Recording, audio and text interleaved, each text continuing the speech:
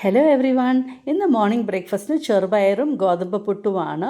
അപ്പോൾ ചെറുപയർ ഇതാ ഉപ്പിട്ട് വേവിക്കാൻ വെച്ചിട്ടുണ്ട്.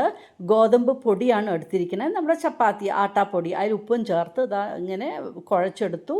എന്നിട്ട് നമ്മുടെ മിക്സിയിലൊന്ന് പൾസ് ചെയ്തെടുത്തു. അപ്പോൾ ഇതാ നല്ല സോഫ്റ്റ് പുട്ട് പൗഡർ നമുക്ക് കിട്ടിയിട്ടുണ്ട്. അതിലിതാ പുട്ടും റെഡിയായി. ഇപ്പോൾ ഇതാ ചെറുപയറിന് കടുക് പൊട്ടിച്ചു, ചുവന്ന മുളകും പിന്നെ സവാള, പച്ചമുളക്, വെളുത്തുള്ളി, ഇഞ്ചി എല്ലാം കൂടി വഴറ്റിയെടുക്കുകയാണ്. ഈസി ആയിട്ട് രാവിലെ ഉണ്ടാക്കുകയാണിത്.